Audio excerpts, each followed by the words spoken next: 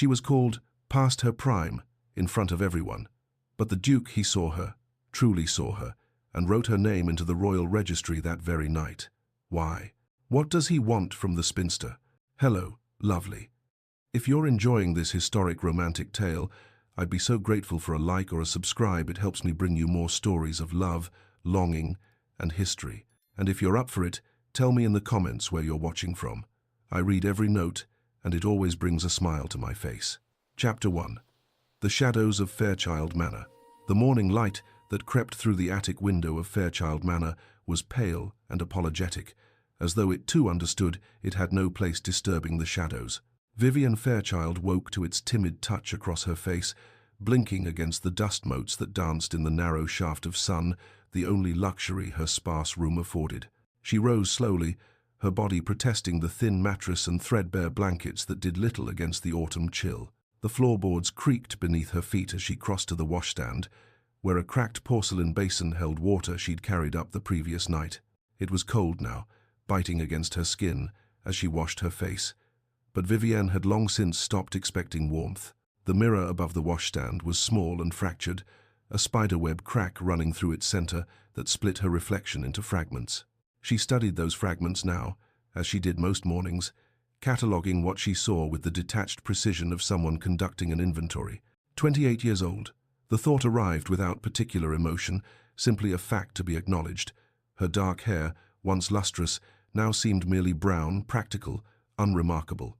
The lines at the corners of her eyes that appeared when she smiled, though she smiled rarely these days.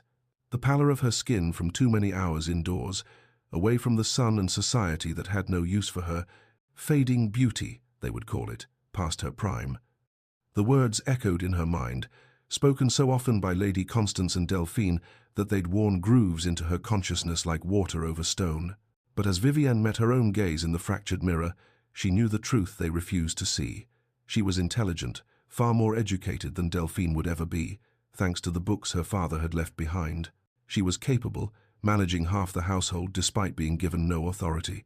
She was kind, or tried to be, even when kindness earned her nothing but more contempt. The world, however, saw only one thing: spinster.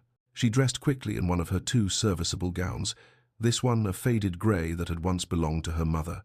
The fabric was worn soft with age, the hem carefully mended where it had begun to fray. Below her, through the thin floorboards, she could hear the sounds of the household stirring, the clatter of fine china in the breakfast room, Delphine's laugh, bright and careless, Lady Constance's voice, imperious even at this early hour, the sounds of a world that had no place for her except in service to it. Vivienne descended the narrow servant stairs, emerging into the warmth and golden light of the main house. The contrast was immediate and deliberate. Where her attic room was all shadows and neglect, the rest of Fairchild Manor gleamed with polished wood and fresh flowers, maintained by servants her stepmother could barely afford but refused to dismiss. Appearances, after all, were everything. The breakfast room was bright with morning sun, the table laden with food Vivienne had helped prepare but would not be invited to share. Lady Constance sat at the head in rustling silk, her blonde hair perfectly coiffed despite the early hour. Delphine lounged beside her, still in her dressing gown, pretty and petulant as a spoiled cat. "There you are," Lady Constance said without looking up from her correspondence. "The tea is cold. Fetch a fresh pot." "Of course." Vivienne moved to obey, her movements efficient and quiet. "Honestly, Vivienne, you move like a ghost," Delphine observed, picking at a pastry. "It's terribly unnerving. Though I suppose at your age one becomes rather spectral." "Delphine, please," Lady Constance said, though her tone held amusement rather than censure. "Your stepsister is hardly ancient, merely past marriageable age. There's a difference." Vivienne's hands trembled slightly as she poured the fresh tea, but her face remained carefully blank. She'd learned years ago that reactions only encouraged them. "Still," Delphine continued, warming to her subject, "it is fortunate we allow her to stay. Where else would she go? No prospects, no dowry, no connections of her own." She turned to Vivienne with an expression of exaggerated sympathy. "You must be terribly grateful, sister dear." "I am aware of your generosity," Vivienne replied quietly, setting the teapot down with practiced care. Lady Constance finally looked at her, pale blue eyes assessing and cold. "You're too plain to be noticed, Vivienne. It's not cruelty to speak truth, it's kindness. Better you accept your place than harbor foolish hopes. Hope only leads to disappointment, and you've had quite enough of that." The words landed with the weight of long repetition, each one a small stone added to a cairn built over years. Vivienne stood very still, feeling the familiar ache in her chest, not sharp anymore, just a dull, persistent throb, like an old wound that never quite healed. "Yes, Lady Constance," she said, because there was nothing else to say, nothing that would change anything. She was dismissed with a wave, sent to clear the dishes the servants should have managed. As she worked, she listened to them discuss the day's plans, a fitting for Delphine's new gowns, calls to be made, gossip to be exchanged. Their voices washed over her like water, necessary as background but requiring no real attention. It was only when she'd finished and could finally escape that Vivienne felt her shoulders drop, the tension easing from her spine as she slipped into the one room in Fairchild Manor that was truly hers. The library was modest compared to great houses, but to Vivienne it was vast as cathedrals. Floor-to-ceiling shelves lined 3 walls, filled with her father's collection philosophy and history, poetry and scientific treatises, novels both scandalous and sublime. The room smelled of old leather and aging paper, of dust and dreams and possibility. She closed the door behind her and breathed. Here, she could be someone else. Here, the voices that told her she was nothing could be drowned out by greater voices, Wollstonecraft arguing for women's rights, Shakespeare spinning tales of love and loss, Newton explaining the fundamental laws of the universe as though they were simple as arithmetic. Vivienne selected a volume of Greek philosophy and settled into the worn chair by the window. The morning light fell across the pages, and she lost herself in arguments about virtue and the good life, about what it meant to live with purpose and dignity. "If I cannot be wanted," she thought, turning a page, "I will at least be useful, and perhaps, in books, I can live 1,000 lives denied to me." It was a compromise she'd made with herself years ago, when it became clear that the life she'd imagined, marriage, children, a home of her own, would never materialize. She'd grieved it quietly, privately, and then she'd set it aside like a dress that no longer fit. What was the point of mourning what could never be? She was so absorbed in her reading that she didn't hear the knock at first. Only when it came again, sharp and impatient, did she look up. "Enter," she called, already knowing who it would be. The butler appeared, looking apologetic. "Begging your pardon, Lady Vivienne, but this just arrived for Lady Constance." He held out a gilded envelope, thick and expensive, sealed with wax. Vivienne took it, recognizing the quality immediately. "Thank you, Morrison. I'll deliver it." She found them in the morning room, where Lady Constance was instructing Delphine on the proper way to decline an invitation without giving offense. They looked up as she entered, and Lady Constance's eyes sharpened at the sight of the envelope. "What is that?" "It just arrived." Vivienne handed it over, then stepped back, knowing better than to linger uninvited. Lady Constance broke the seal and read, her eyebrows rising with each line. "Good heavens, it's an invitation to the grand ball at Alden Estate." Delphine squealed, actually bouncing in her seat. "The Duke's ball? Oh, Mama, this is perfect. Everyone who's anyone will be there. This is my chance." "Indeed." Lady Constance's smile was sharp and calculating. "We must begin preparations immediately. Your blue silk, I think, with the pearls, and we'll need to arrange your hair." Vivienne began to retreat, but Lady Constance's voice stopped her. "Not you, Vivienne. You'll be attending as well." She turned, surprised. "I will?" as Delphine's companion. "Naturally." Lady Constance's expression made clear this was not generosity. Every diamond needs contrast, after all. You'll make Delphine shine all the brighter by comparison. Understanding crashed over her like cold water. She was to be the foil, the plain setting that made the jewel more brilliant, the spinster aunt beside the debutante beauty. "Don't worry, sister," Delphine added with false sweetness. "Perhaps you can watch the dancing from the gallery. I'm sure they'll allow it." Vivienne felt the familiar burn of humiliation, but she forced herself to nod. "Of course. Thank you for the consideration." She escaped to her attic room as soon as she could, closing the door and leaning against it, breathing hard. The walls felt closer than usual, the ceiling lower, as though the room itself was trying to compress her into something smaller, more manageable. But then her eyes fell on the trunk in the corner, her mother's trunk, filled with things Lady Constance had deemed too old-fashioned to bother with. Vivienne crossed to it and knelt, lifting the lid. Beneath layers of tissue paper, she found what she remembered, a gown of deep burgundy silk, the color of wine held up to candlelight. It was outdated by at least a decade, the waist higher than current fashion, the sleeves a different shape. But it was beautiful, and it had been her mother's, and no one had told Vivienne she couldn't wear it. She lifted it out carefully, holding it up to the fading light. With some alterations, letting out the seams, updating the trim, it could work. It would still be obviously old-fashioned, but it would be hers. Not borrowed, not charity, not another way to diminish herself. A small act of rebellion, a tiny claiming of dignity. I may be invisible, she thought, already planning the alterations in her mind, but I will not be ashamed. She spent the rest of the day working on the gown, her needle flashing in and out of the silk with practiced precision. The work was meditative, each stitch a small assertion of self. She barely noticed the hours passing, barely registered Delphine's demands from below. As evening fell and she put the finishing touches on the hem, Vivienne caught sight of herself in the cracked mirror. She was holding the gown up against her body, and for just a moment, just one flickering, fragile moment, she saw, not a spinster resigned to shadows, but a woman who deserved better, a woman who was worth seeing. The image wavered in the fractured glass, beautiful and heartbreaking in its impossibility. "Vivienne!" Delphine's shrill voice shattered the moment like thrown stone through glass. "I need you. Come help me with my hair." The vision dissolved. The woman in the mirror became ordinary again, plain, past her prime, useful only in service to others. Vivienne carefully hung the gown and went to answer the summons, the old pattern reasserting itself with the inevitability of tide. Tomorrow was the ball. Tomorrow she would be the shadow that made Delphine's light shine brighter.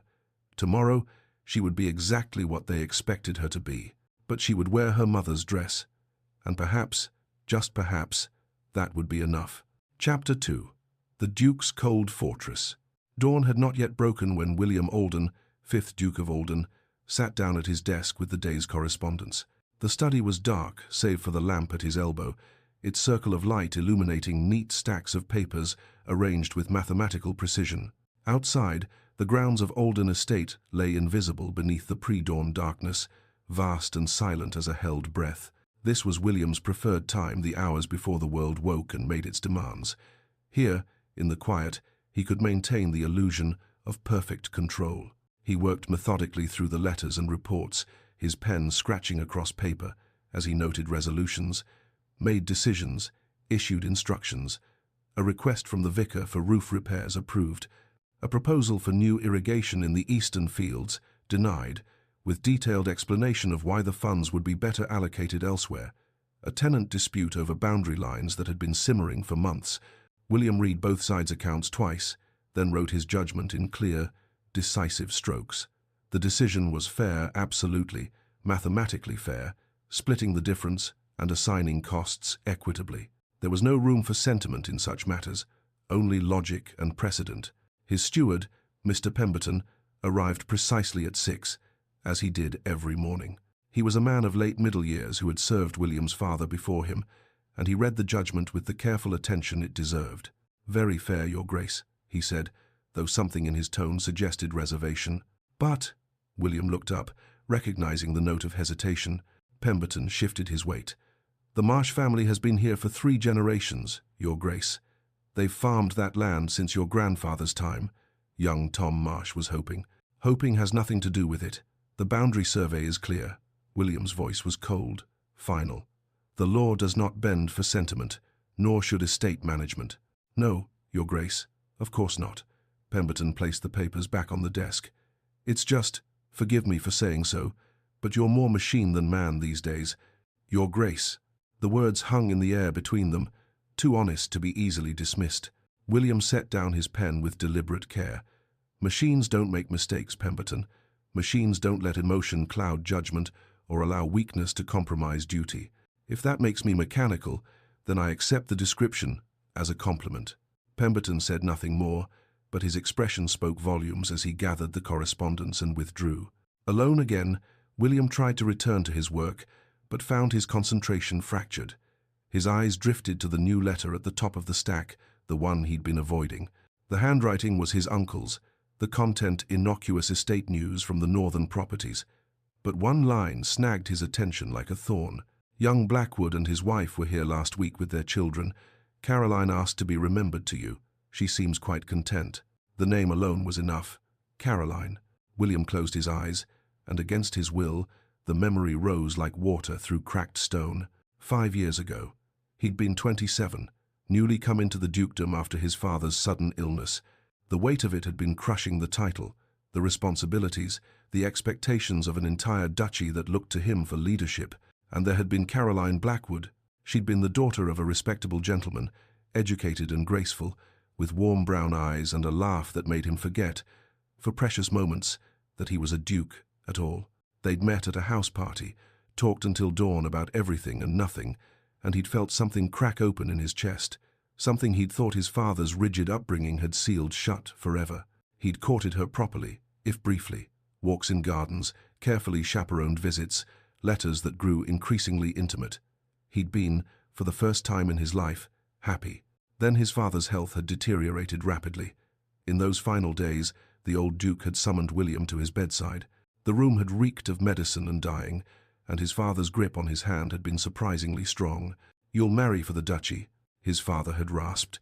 "Not for love. Love is weakness, William. It makes men foolish. It makes them vulnerable. A duke cannot afford vulnerability." "Father, promise me." The grip had tightened, desperate. "Promise me you'll put duty first. Always. It's the only way to preserve what we've built. The only way to be strong enough for what's required." And William, 27 years old and terrified of failing the legacy placed on his shoulders, had promised. He'd broken things off with Caroline the day after his father's funeral. She'd stood in the garden at Blackwood House, confusion and hurt dawning in her eyes as he delivered his carefully prepared speech about duty and unsuitability and the requirements of his position. "You don't mean this," she'd said. "William, you can't mean this." But he had.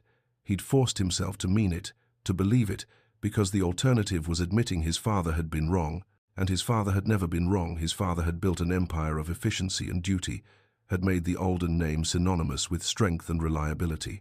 The last time he'd seen Caroline, months later at a county assembly, she'd been on the arm of her new fiancé. Her eyes had met his across the room, and what he'd seen there wasn't anger or longing. It was betrayal. And worse, it was understanding that he'd chosen his gilded cage over her. She'd married within the year. He'd spent the next 5 years building walls. William opened his eyes, forcing the memory back into its carefully constructed box. That was the past. He'd made his choice, and he'd lived with it. Emotion led to pain. Duty was safety. These were facts, proven by experience. He'd been right to let her go. He'd had no choice. The hollow ache in his chest suggested otherwise, but he ignored it. He'd become skilled at ignoring such things. His eyes fell on another letter, this one in his sister Helena's familiar hand. He'd read it yesterday, but the words had lodged themselves in his mind like splinters. "Dearest William, I worry for you. You've become exactly what Father wanted, cold, alone, and miserable. Is this truly living? Or is it merely existing in service to a legacy that will matter to no one if you have no one to share it with? The ball next week is a beginning. But please, I beg you, don't choose a bride the way you'd choose a broodmare. Choose someone who makes you feel something, anything, other than duty. Your loving sister, Helena." He dismissed it at the time as Helena's typical sentimentality. His sister had always been ruled by emotion, much to their father's despair. She'd married for love, a baron with more charm than fortune, and seemed perfectly content despite the old duke's predictions of disaster. But now, in the quiet of his study, with dawn beginning to grey the windows, her words returned. "Is this truly living? The ball tonight." Helena had insisted on it, had arranged everything over his objections. "You're 32, William. You need an heir. Find a suitable bride, secure the succession, perform your duty." He'd agreed because she was right. It was duty, and duty was what he understood. Tonight he would dance with eligible young women, assess them with the same cold logic he applied to estate management, and choose one based on practical criteria: good breeding, acceptable connections, youth enough to bear children, no complications, no risk, no feeling. The thought should have brought relief. Instead, it sat in his stomach like lead. As the afternoon shadows lengthened, William allowed his valet to prepare him for the evening. Matthews had been with him since childhood, had served as footman to his father before being elevated to personal service. He was one of the few people William could tolerate during the intimate ritual of dressing. They worked in companionable silence as Matthews helped him into his evening clothes, black coat perfectly tailored, white waistcoat and cravat arranged with mathematical precision. Every detail had to be flawless. Dukes did not have the luxury of appearing disheveled. "You're quiet tonight, Your Grace," Matthews observed, adjusting the fall of William's coat across his shoulders. "Am I usually loquacious?" "Fair point." Matthews stepped back, examining his work with a critical eye. "It's just, forgive me for saying so, but you seem more tense than usual. It's only a ball." "It's not only a ball."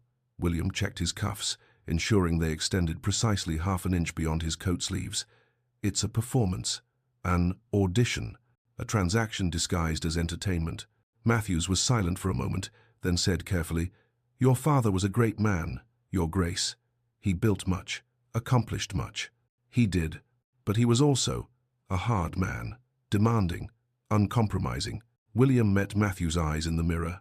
"Hard men build strong legacies." "Perhaps." Matthews picked up William's gloves, brushing invisible lint from them. "But what good is a legacy without joy, Your Grace? What's the point of building an empire if you're too cold to feel satisfaction in it?" The question echoed Helena's letter, and William found he had no answer, or rather, he had the answer his father would have given. "Joy is irrelevant. Duty is everything," but the words stuck in his throat. "That will be all, Matthews," he said instead. The valet withdrew with a small bow, and William was alone. He stood before the full-length mirror, examining himself with the same critical eye he brought to everything. He saw a man of 32 who looked older, the lines around his mouth, carved by years of holding back words, the set of his shoulders rigid with the weight of expectation. His dark hair was perfectly arranged. His expression was perfectly controlled. He looked like a duke, cold, competent, untouchable. He looked exactly like his father. His gaze drifted to the portrait above his fireplace, the 5th Duke of Alden, painted in his prime. The resemblance was striking. The same dark hair and eyes, the same strong jaw, the same expression of implacable authority. His father stared down at him from the canvas, forever frozen in judgment. William had spent 5 years trying to honor that gaze, to live up to the standard it represented. 5 years of perfect duty, perfect control, perfect isolation. Is this truly living? He pushed the thought away violently. Tonight was not about living. Tonight was about duty, finding a suitable bride, securing the succession, continuing the legacy his father had died to preserve. He would approach it logically, practically, without emotion or risk. Someone suitable, well-connected, young enough for children. Those were the only criteria that mattered. He would choose with his head, not his heart, because hearts could be broken and heads could not. The decision settled over him like armor, cold and heavy and protective. William descended the stairs toward his ballroom, where he could already hear the orchestra tuning their instruments. Guests would be arriving soon. The performance would begin. He caught his own reflection in the gilt-framed mirror at the base of the stairs, stone-faced, rigid, alone. Matthew's words echoed in the silence. "What good is a legacy without joy?" William pushed the thought away and continued down. Tonight was about duty. Tonight was about control. He had no idea that in 3 hours, both would shatter forever. Chapter 3. The Ball and the Breaking Point. The Fairchild carriage rattled up the long drive to Alden Estate as twilight surrendered to full dark. Inside, Vivienne sat pressed against the corner, trying to make herself as small and unobtrusive as possible, while Delphine occupied the opposite seat in a cloud of silk and expensive perfume. Her stepsister looked magnificent, there was no denying it. The pale blue gown was the latest fashion, cut to showcase Delphine's youth and figure, trimmed with seed pearls that caught the lamplight like scattered stars. Her blonde hair was arranged in elaborate curls, threaded with matching pearls, and her face glowed with excitement and certainty. Vivienne's own reflection in the carriage window was a study in contrast. Her mother's burgundy gown, despite her careful alterations, was unmistakably dated. The higher waist, the different sleeve style, anyone with knowledge of fashion would place it a decade out of style at minimum. But it was beautiful in its own way, the silk still rich despite its age, and it fit her well. It was also all she had. "Remember," Lady Constance said as the carriage slowed before the grand entrance, "you're here as Delphine's companion. Stay in the background. Don't embarrass us with any attempts to put yourself forward." The Duke is looking for a bride, and we cannot afford for you to interfere with Delphine's chances." "Yes, Lady Constance." The words came automatically, worn smooth by repetition. "Good." Her stepmother's smile was sharp as cut glass. "Now, Delphine, remember what we discussed about engaging the Duke in conversation. Be charming but not forward, interested but not desperate." Vivienne stopped listening as footmen opened the carriage door and helped them down. The moment her feet touched the gravel drive, she looked up at Alden Estate and felt her breath catch. It was magnificent. The house rose before them like something from a fairy tale, all golden light spilling from countless windows, the classical facade perfectly proportioned and imposing. The sound of music drifted out into the night strings and woodwinds, weaving together in elegant harmony. For just a moment, standing in the amber glow of the entrance, Vivienne let herself imagine she was truly a guest, that she was here not as a foil but as herself, worthy of walking through those doors with her head high. Then Delphine's elbow dug into her ribs. "Take my shawl, and do try not to look so dour. You're spoiling the effect." The fantasy dissolved. Vivienne took the shawl. The ballroom stole what remained of Vivienne's breath. It was a symphony of opulence, crystal chandeliers cascading light like waterfalls, walls hung with gilt-framed mirrors that multiplied the brilliance until the entire space seemed to glow. The floor was polished to a mirror shine, reflecting the swirl of dancers in their jewel-toned gowns and severe black evening coats. The orchestra occupied a raised dais, their music filling the soaring space with Strauss and Mozart, and everywhere, society's elite. Vivienne recognized faces from the illustrated papers titled Families, wealthy merchants elevated to the gentry, ambitious mothers with their carefully prepared daughters. The air hummed with ambition disguised as gaiety, calculation masked by smiles. Lady Constance immediately began working the room, Delphine on her arm like a prize to be displayed.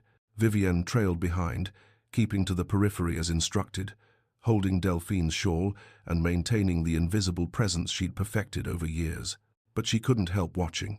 The dancers moved through their figures with practiced grace, the young women's faces bright with hope and excitement. She saw one girl, perhaps 19, laughing up at her partner with such unguarded joy that Vivienne's chest ached with vicarious happiness. This was what she'd dreamed of once, being chosen, being wanted, being led across a dance floor by someone who looked at her like she mattered. "I will find beauty in witnessing joy," she told herself firmly, "even if it's not mine to have." It was the only way to survive such evenings with her dignity intact. A ripple of energy passed through the room, conversations dropping to whispers, heads turning toward the grand staircase. Vivienne followed their gazes and felt something shift in the very air. The Duke had arrived. William Alden descended the stairs with the inevitability of tide, and the room rearranged itself around him. He was tall, dark-haired, severe in his evening blacks. Everything about him spoke of power, held in rigid check, the precise way he moved, the careful neutrality of his expression, the cold authority in his eyes as they swept across his guests.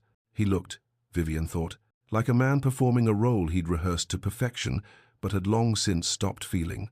The ambitious mothers converged immediately, each presenting their daughters like offerings at an altar. William received them with impeccable courtesy and crushing disinterest, his face a mask of aristocratic politeness that revealed nothing. He danced, first with Lady Sarah Ashford, a brunette beauty who gazed up at him with practiced adoration, then with Miss Eleanor Pemberton, blonde and lovely and clearly intelligent based on the way she tried to engage him in conversation, then Miss Catherine Thornton and Miss Anne Wilmot, and others whose names Vivienne didn't know. He moved through them mechanically, his steps perfect, his posture flawless, his expression never changing.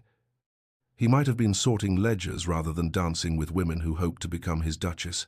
Vivienne watched from her shadowed corner near the terrace doors, holding Delphine's shawl, and felt an unexpected pang of sympathy for him. He looked profoundly lonely, despite being surrounded by admirers, or perhaps because of it. All those eager faces, all that desperate hope, and none of it touching him at all. Between dances, his eyes swept the ballroom with the same assessing coldness.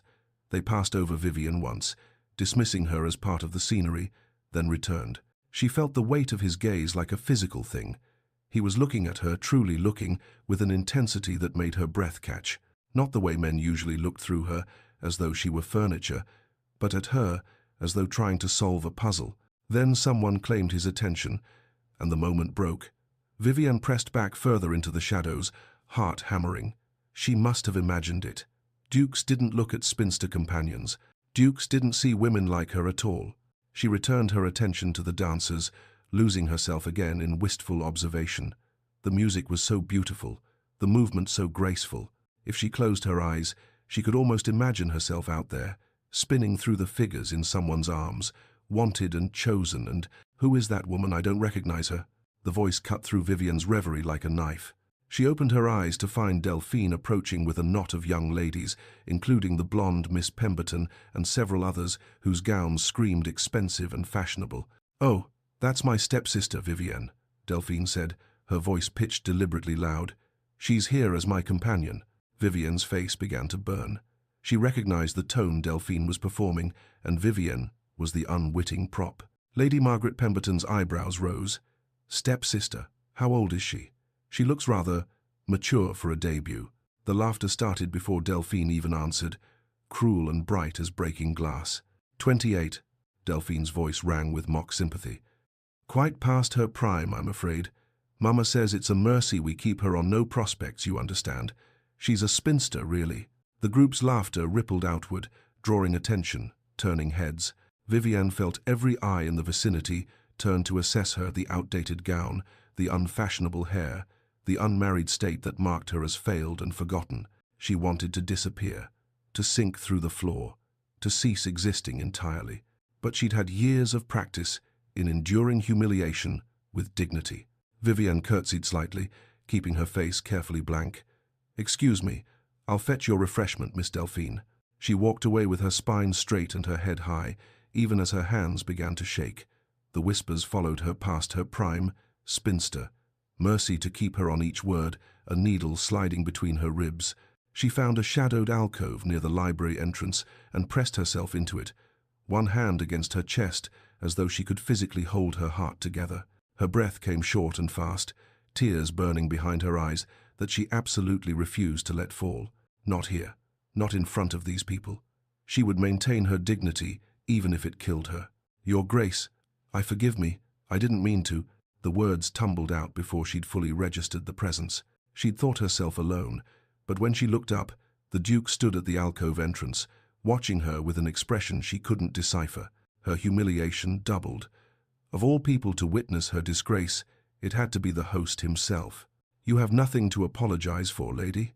His voice was surprisingly gentle, lacking the cold formality he'd used with everyone else. "Fairchild," the name came out barely above a whisper. "Lady Vivienne Fairchild." William looked at the woman before him and felt something crack open in his chest. He'd heard everything, every cruel word, every mocking laugh. He'd been standing behind a nearby column, seeking a moment's respite from the endless parade of suitable brides, when Delphine Fairchild's voice had cut through the music. Past her prime, spinster, mercy to keep her on. He'd watched Lady Vivienne's face as the words landed, watched the flinch she almost but not quite suppressed, the way her hands had trembled even as she maintained her composure. He'd watched her walk away with her head high and her spine straight, dignity intact despite the cruelty designed to strip it from her. And something in him had shattered. All evening he'd been evaluating women like livestock, good breeding, acceptable connections, youth enough for children, cold calculations, safe choices, the kind of decision his father would have approved. But this woman, this overlooked spinster in her outdated gown, had borne cruelty with more grace than every titled beauty in the ballroom had borne their own advantages. She was extraordinary, and she had no idea. "Lady Vivienne," he said, the decision forming even as he spoke, "would you honor me with a dance?" Her eyes widened in shock. "Your Grace, I couldn't possibly. I'm not here as a guest. I'm merely—" "You're here." He kept his voice gentle but firm. "That makes you a guest in my home. Will you dance?" I don't understand why you would." Her confusion was painfully honest, her disbelief that anyone would choose her written clear across her face. In that moment, William understood something fundamental. Words wouldn't convince her. She'd been told too many times that she was nothing, unworthy, invisible. Only action would speak loud enough to break through. "Then allow me to show you," he said, and offered his hand.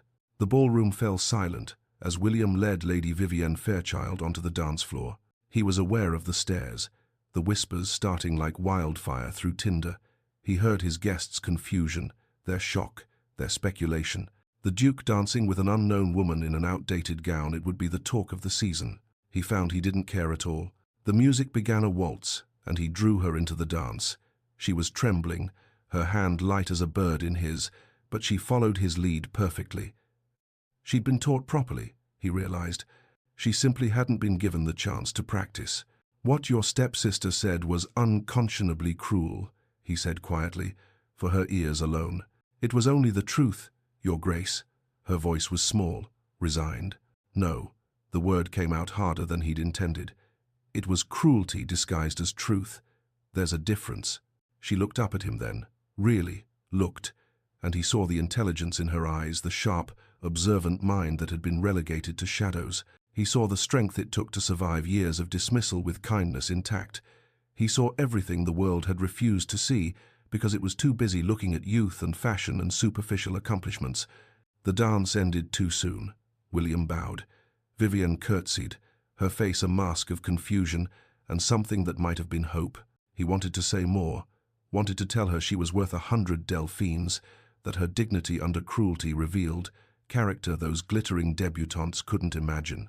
But the words caught in his throat, too raw and too much for a ballroom floor. Instead, he simply said, "Thank you for the dance, Lady Vivienne." Then he turned and walked directly off the ballroom floor, through the staring crowd, and out the doors. His study was blessedly quiet after the ballroom's chaos. William poured brandy with shaking hands, actually shaking, like a green boy at his first dance, and stared at the amber liquid without drinking it. What had he just done?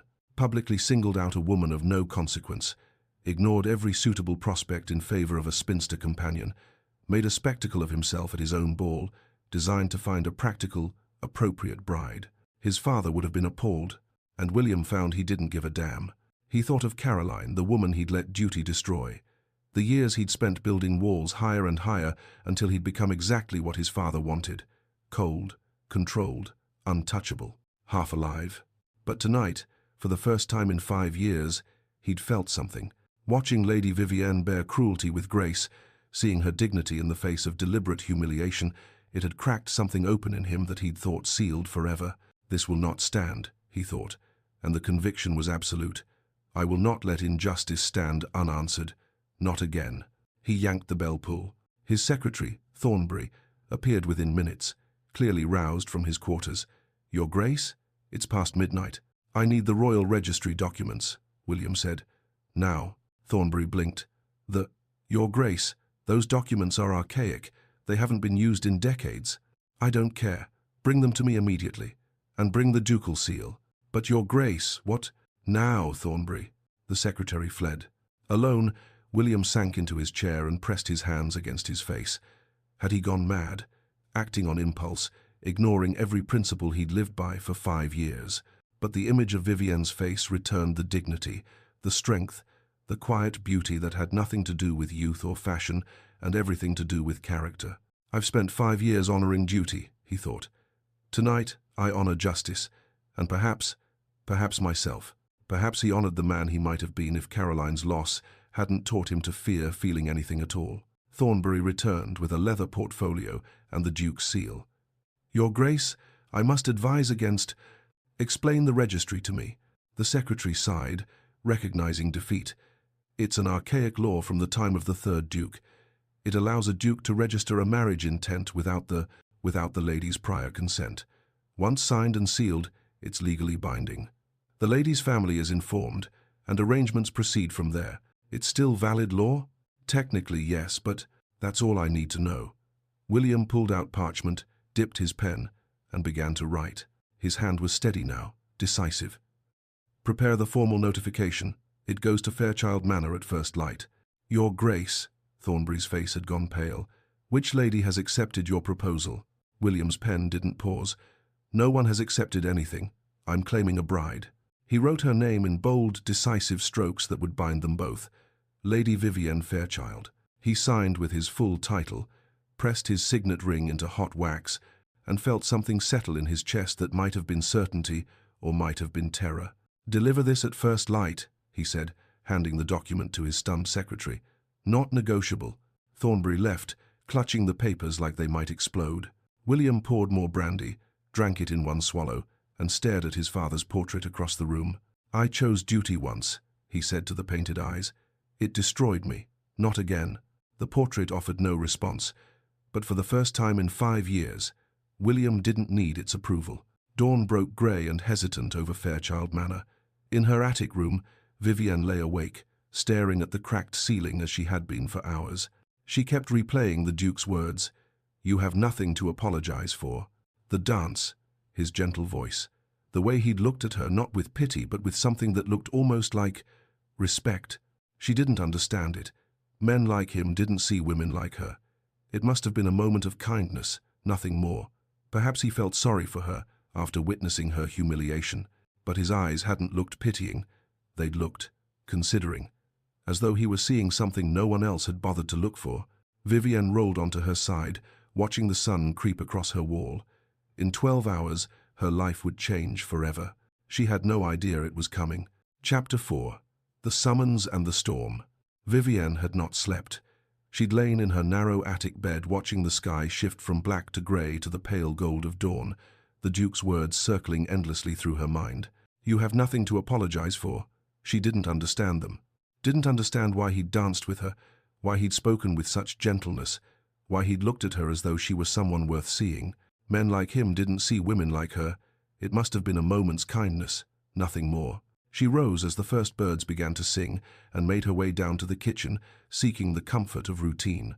The cook wouldn't arrive for another hour, but Vivienne could start the fire, set the kettles to boil, prepare the breakfast trays that would carry luxury upstairs while she remained below.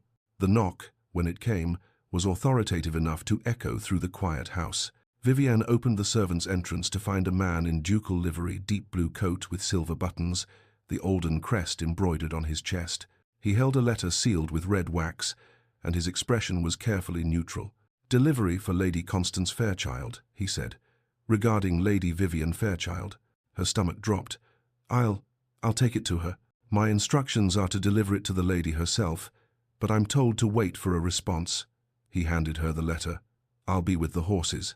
Vivienne stood in the doorway holding the heavy parchment, feeling its weight like a stone. The wax seal bore a crest she didn't recognize, but the quality of the paper alone spoke of power and consequence. She should take it to Lady Constance. That was proper. That was her place. But her name was on it. Regarding Lady Vivienne Fairchild, Morrison, the butler, appeared from the servants' hall, took one look at the livery on the departing courier, and went pale. "Lady Vivienne, perhaps you should. That is, Lady Constance should be informed immediately." "Yes." Vivienne clutched the letter. "Yes, of course." Lady Constance's morning room was cold despite the fire, or perhaps it only felt that way. Her stepmother sat rigid in her chair, the letter opened on her lap, her face a mask of fury and confusion. "This must be an error," she said for the third time. "Some sort of joke, or a test. Yes, perhaps the Duke is testing our family's discretion. Let me see it." Delphine snatched the letter, her eyes scanning the formal script. Her face transformed as she read, beauty curdling into something ugly. No, this isn't possible. It says, give it to me." Vivienne's voice came out steadier than she felt. Delphine thrust the letter at her with enough force that Vivienne had to catch it. The words swam before her eyes, formal and final. "By authority vested in the Duke of Alden through the Royal Registry Act of 1764, notice is hereby given that Lady Vivienne Fairchild of Fairchild Manor has been entered into the registry as the intended bride of His Grace, William Alden, 5th Duke of Alden.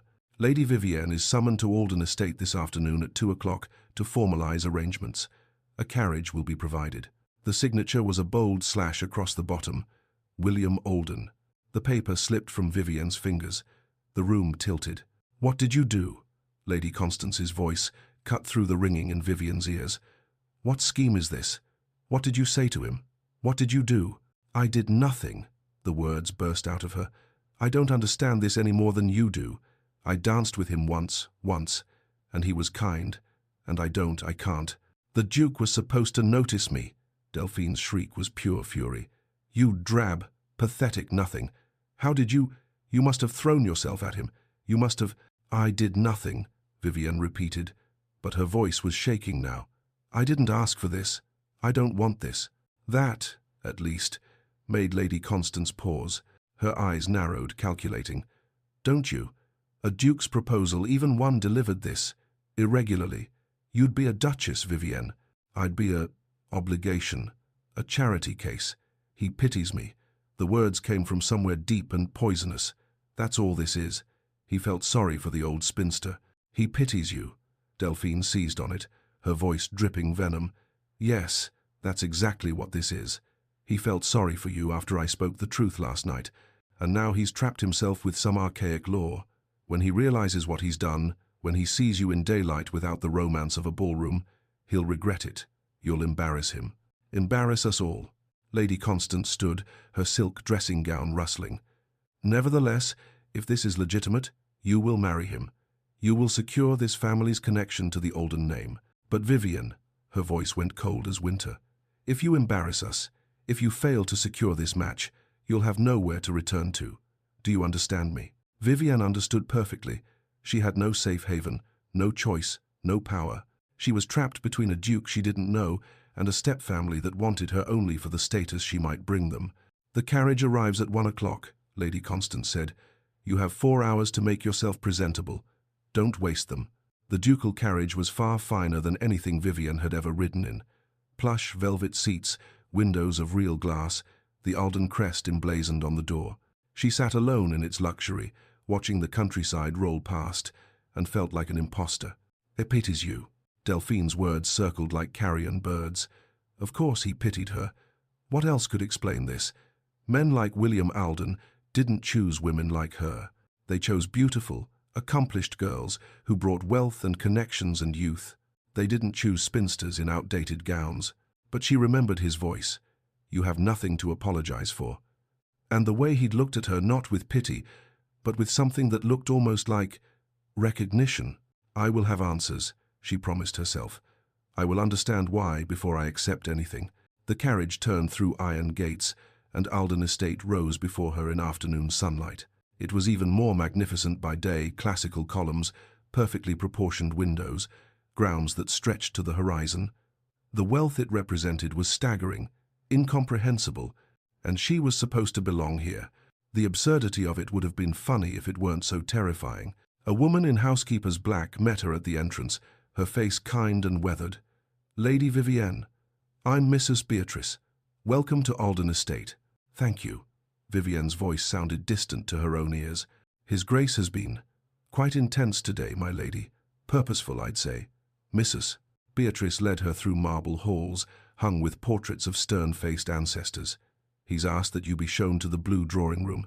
He'll join you shortly. Vivienne was left alone in a room that probably cost more than Fairchild Manor entire. She stood in its center, hands clasped to stop their trembling, and rehearsed the questions she needed to ask. Why did you do this? What do you want from me? Is this pity? The door opened. William entered, and the air changed. He was just as imposing as she remembered, tall, dark-haired, with that commanding presence that seemed to fill whatever space he occupied. But something was different. He looked uncertain, almost awkward, as he gestured for her to sit. Lady Vivienne, I expect you have questions. Something in his formality, in the assumption that she would simply sit and listen, sparked anger through her fear. Vivienne remained standing. Your Grace, I don't understand any of this. Her voice shook, but she pushed through. You heard my stepsister's cruelty last night. Is this pity? Some charitable gesture to save the poor spinster from her humiliation? His eyebrows rose. He'd expected timidity, she realized, expected her to be grateful and meek. Because, if it is, she continued, forcing herself to meet his eyes, I won't accept it. I'd rather return to my attic room with my dignity than be someone's obligation. William blinked, clearly taken aback. It's not pity. Then what is it? You bound yourself to a stranger using some archaic law. You don't know me, Your Grace. We danced once. We spoke perhaps 10 words to each other. I know what I saw. His voice was sharp now, frustrated. I saw how you bore cruelty with dignity. I saw strength and grace that every titled lady in that ballroom lacked. That's what I know. That doesn't explain why you'd claim me. The words burst out louder than she'd intended. Why you'd use your power to to trap me in an arrangement I never asked for, because I've spent 5 years making practical choices. William's control was cracking. 5 years of cold calculation and careful strategy. And where has it gotten me? Alone. Half alive. Last night I made a choice based on conviction instead of calculation, and yes, perhaps it was impulsive, but it felt— He stopped abruptly, as though he'd revealed too much. Impulsive, Vivienne repeated. The word settled like ice in her stomach. So I am an impulse, a momentary feeling that you'll regret when it fades. I don't make impulsive decisions, Lady Vivienne. Despite appearances, this was calculated. The words landed like a slap. Vivienne actually flinched. Calculated. So I am a chess piece in some strategy I don't understand. That's not— William ran a hand through his hair, destroying its perfect arrangement. That came out wrong. I meant— It doesn't matter what you meant, Your Grace. Vivienne's voice had gone flat, the anger draining into resignation. What are the terms of this arrangement? You've made your decision. Now tell me what's expected of me. William was silent for a long moment. When he spoke again, his voice was carefully controlled. You'll have complete autonomy, your own household within the estate, respect from the staff, freedom to pursue your interests. I won't demand— He paused.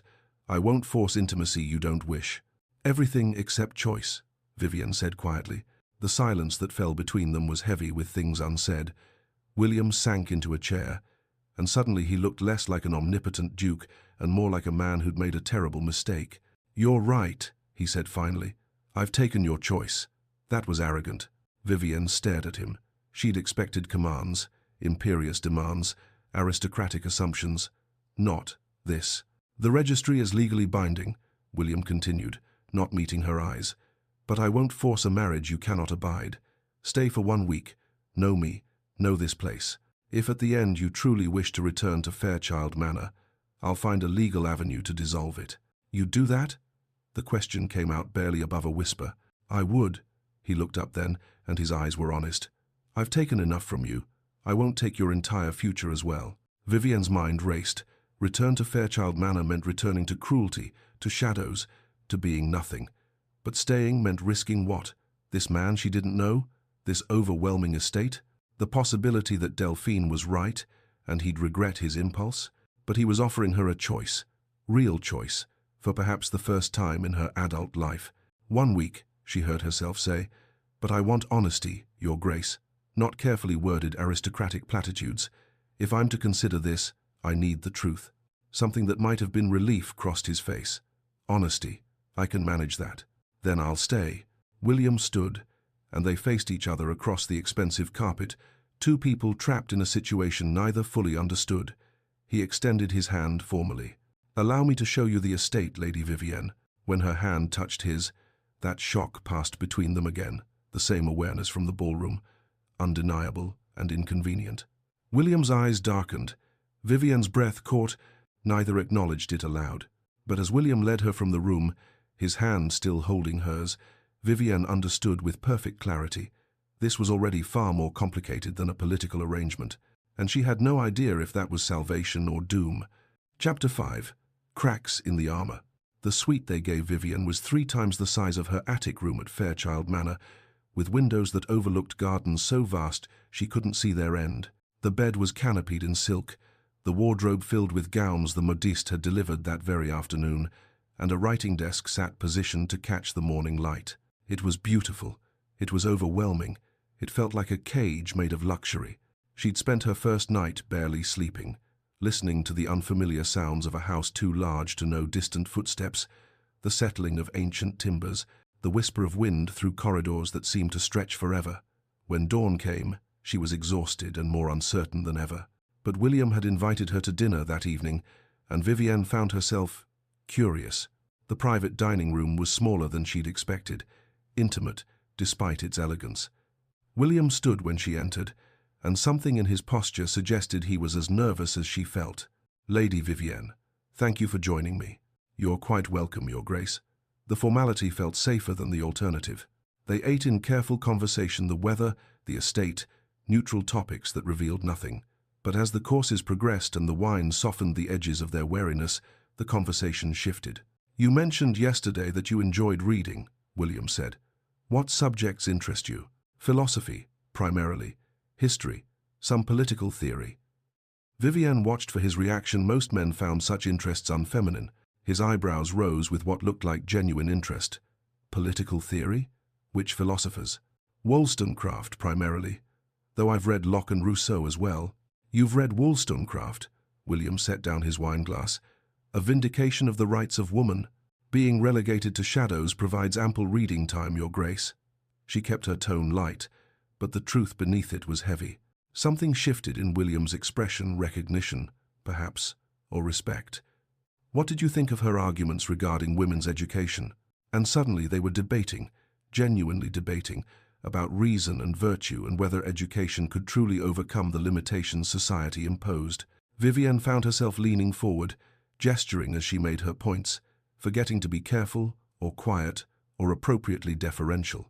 William argued back with equal passion, but he was smiling, actually, smiling in a way that made him look younger and far less intimidating. You disagree with me, he said, sounding delighted rather than offended. I do. Your premise assumes that virtue is inherently tied to reason, but Wollstonecraft argues that women have been denied the education necessary to develop reason fully, which is precisely my point. If we accept that reason can be cultivated, they argued through dessert and into the evening, neither willing to concede, both enjoying the battle too much to want it to end. The library the next morning was everything Vivian had dreamed libraries could be. 3 stories of books rising to a painted ceiling, spiral staircases connecting the levels, windows flooding the space with light that turned the dust motes to gold. It was 10 times, no, 20 times the size of the collection at Fairchild Manor. She stood in the center and simply stared. Overwhelming?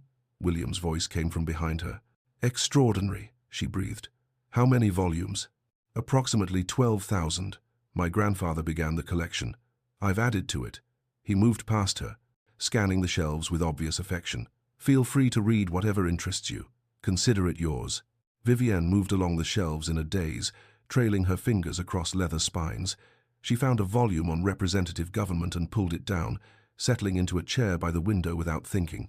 The theories were complex, challenging, but she lost herself in them gladly.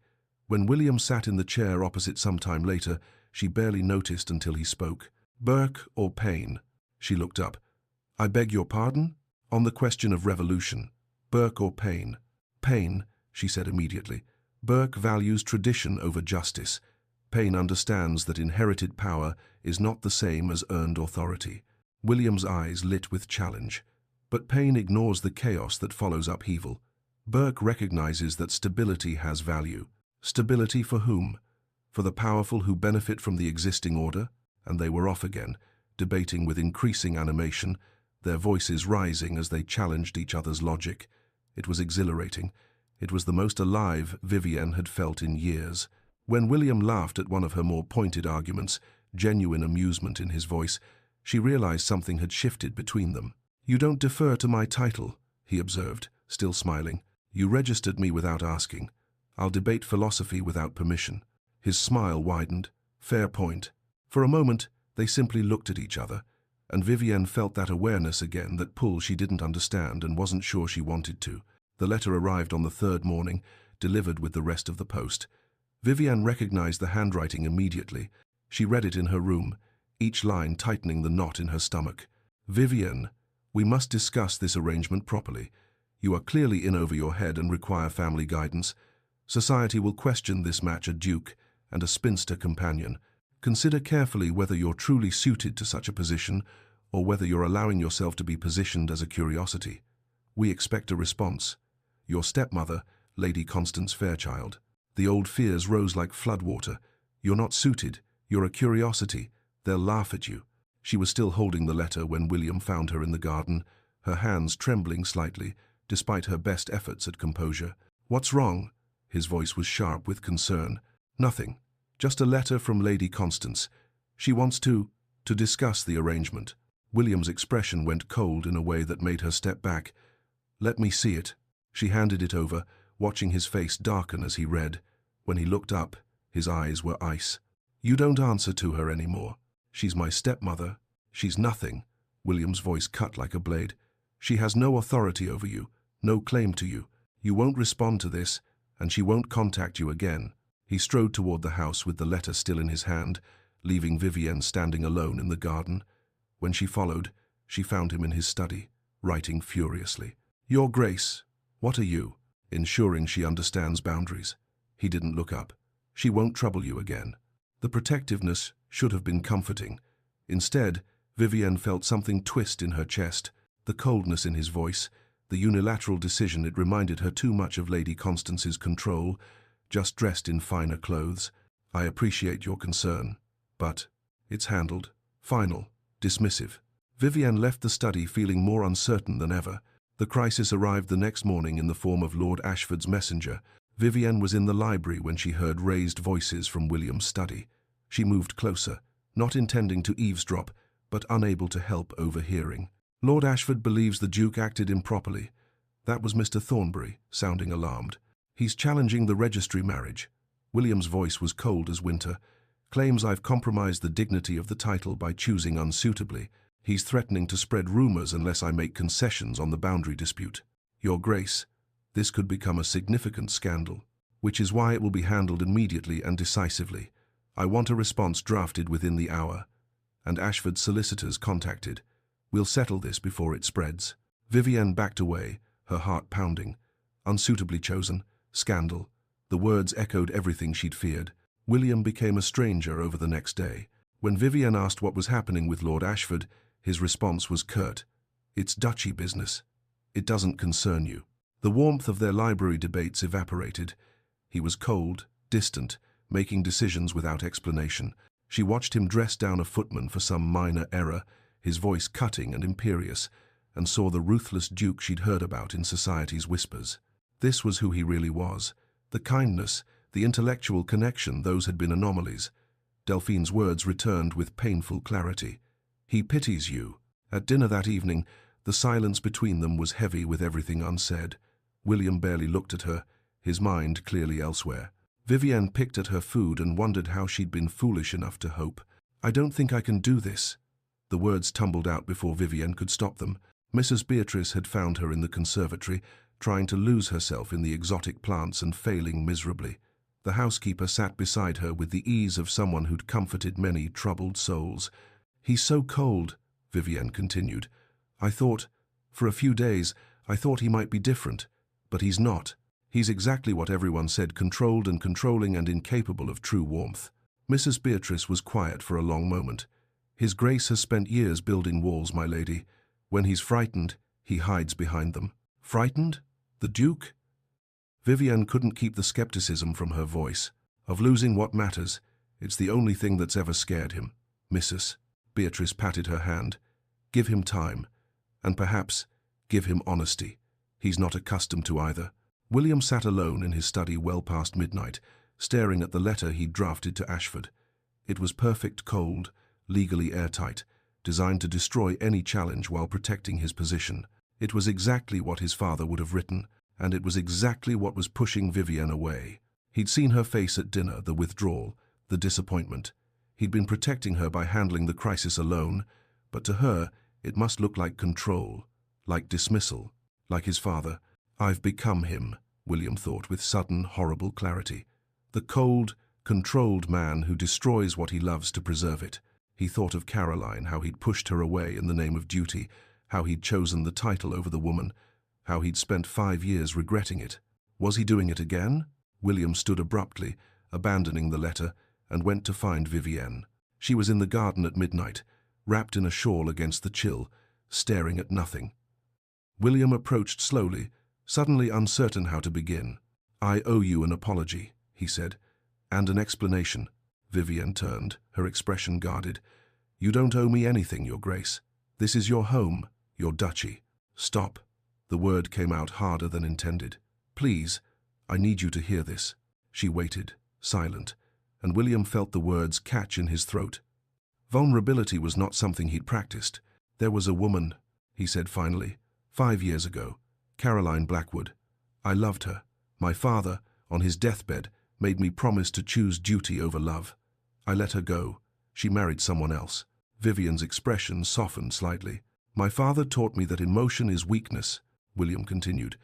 That duty must come first, always. When crisis comes, I revert to those lessons. I shut people out to protect them, but I'm really just afraid. Afraid of what? Of failing, of losing, of caring about something more than I can control. The admission cost him, but it felt necessary. I handled Ashford's challenge alone because that's what I've always done. But to you it must have looked like dismissal, like control. It did, Vivienne said quietly. I've spent years being controlled, Your Grace. I won't trade one cage for another, no matter how gilded. I know. William moved closer. I'm afraid too. I've spent years being told I'm not enough. When you became cold, I thought you'd realize they were right. They were never right. William's voice was fierce. I was a fool today. I tried to protect you by excluding you, and instead, I became exactly what you feared. The silence between them was different, now tentative but honest. I can't promise I won't retreat into old habits, William said, but I promise I'll try, and I promise you'll have the truth, always. Vivienne studied him. Then tell me what's happening with Lord Ashford. William explained the boundary dispute, the challenge to the registry, the threats. Vivienne listened intently, and when he finished, she surprised him. Let me help. I may not have your title, but I have a mind. William felt something shift in his chest. Yes, partners, as I should have treated you from the start. As they walked back toward the manor together, Vivienne asked quietly, What happened to Caroline? William's response was honest and painful. She married someone else, someone who could offer her what I couldn't, a life built on love instead of duty. Vivienne's heart ached for him. He wasn't unfeeling. He'd been wounded, taught to bleed inward where no one could see. For the first time, she wondered, could they heal each other? Chapter 6. The Battlefield of Hearts. Morning light flooded William's study as Vivienne spread the correspondence across his desk. Lord Ashford's letters formed a damning pattern, threats veiled as concern, political pressure disguised as friendly advice. He wants the land, Vivienne said, tracing the timeline with her finger. The boundary dispute is just leverage. If you concede on the marriage, he gains social advantage. If you fight, he creates scandal. Either way, he wins, unless, William leaned forward, watching her mind work with undisguised fascination. Unless you invite him here, address his concerns directly. She looked up, meeting his eyes. He's expecting you to hide me away, to be embarrassed by your choice. Show him the opposite. William stared at her. You want to dine with the man who's threatening to destroy your reputation? I want to disarm him. Her smile was sharp. I may not have been raised for high society, Your Grace, but I understand strategy, and I understand men like him, bullies who retreat when their bluff is called. Pride swelled in William's chest, warm and unexpected. You're certain? Completely. She returned to the letters, and William found his hand settling on her shoulder, a gesture of partnership, of support. She didn't pull away. Instead, she leaned slightly closer to read a particular passage, and the simple intimacy of the moment made his breath catch. They planned for hours, strategizing like generals before battle. Vivienne's political instincts were extraordinary. She saw angles he'd missed, understood psychological leverage he'd dismissed. She wasn't just intelligent, she was brilliant, and she had no idea. Lord Ashford arrived that evening with the bearing of a man expecting victory. He was tall, silver-haired, with the kind of aristocratic arrogance that came from 3 generations of unchallenged power. His eyes swept the drawing room and landed on Vivienne with barely concealed disdain. Your Grace, he bowed to William with calculated respect. I appreciate the invitation, though I confess I'm surprised by it. I thought it time we spoke plainly.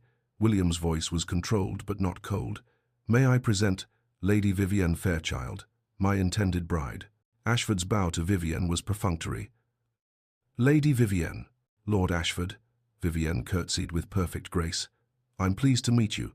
The Duke speaks highly of your estate management. That caught Ashford off guard. He'd expected timidity, not confidence. Does he indeed? Over dinner, Vivienne was magnificent.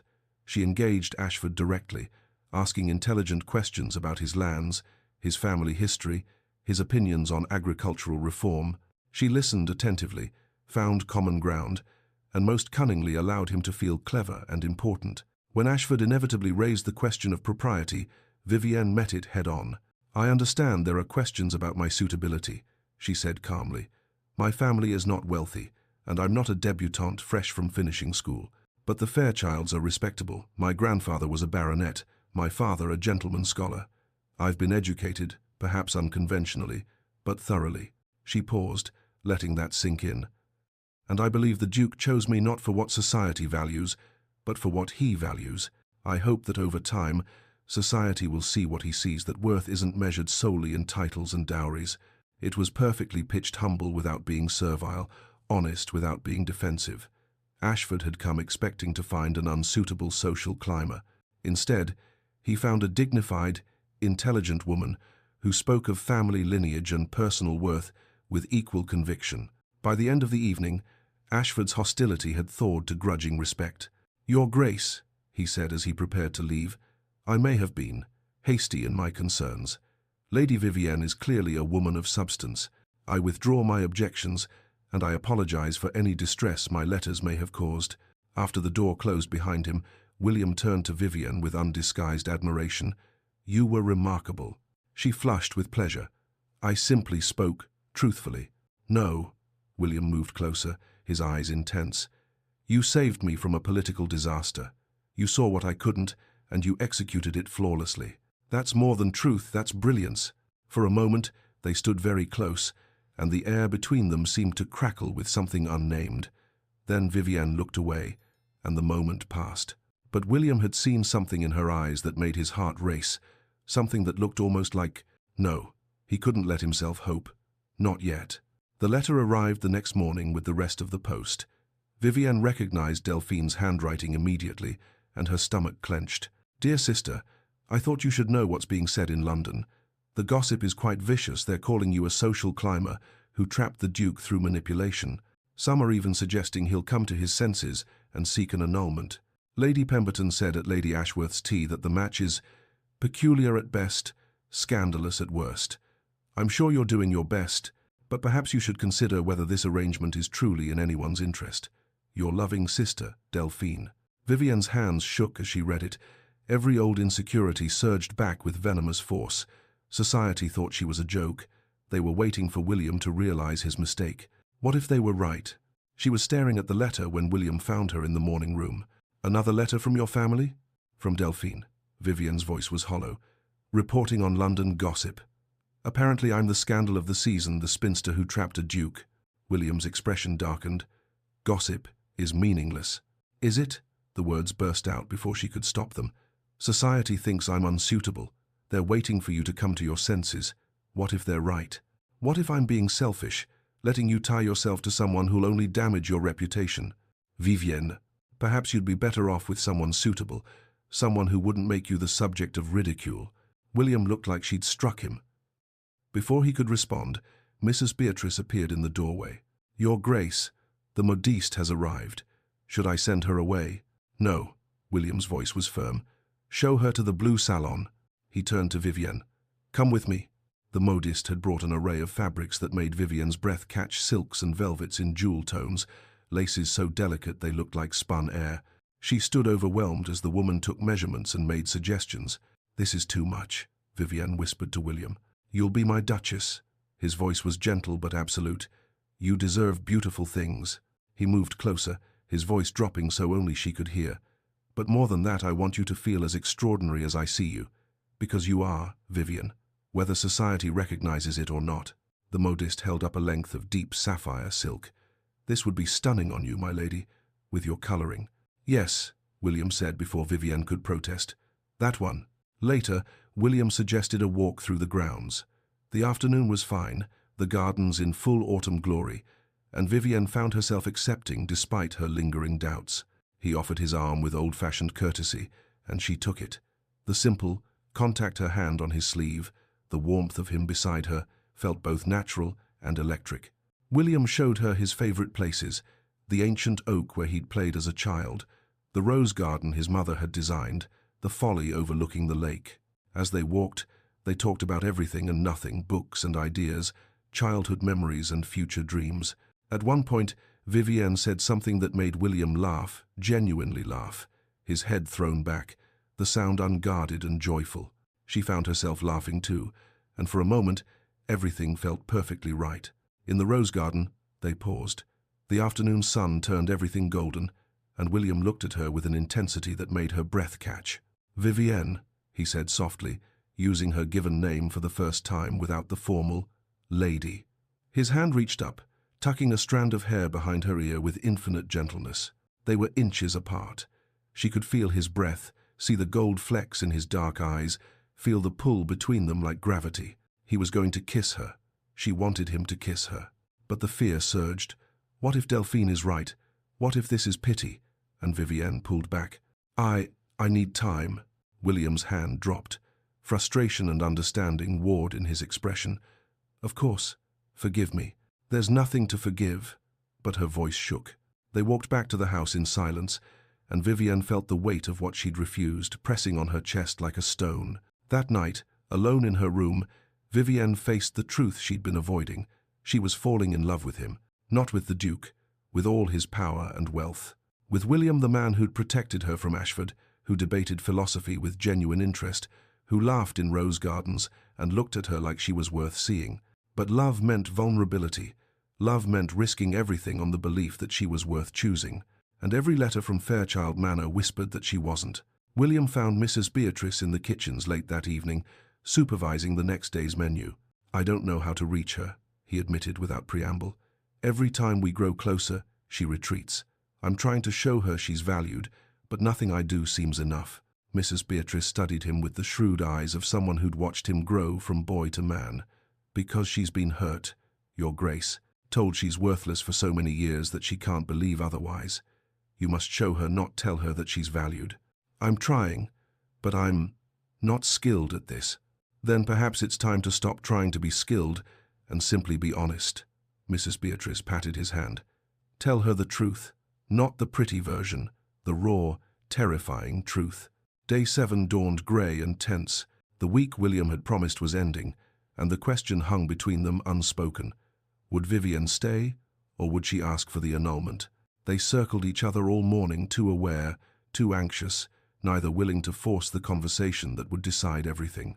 The third letter arrived at noon. Vivienne read it in the library, and something inside her crystallized into fury. "Vivienne, I will be plain.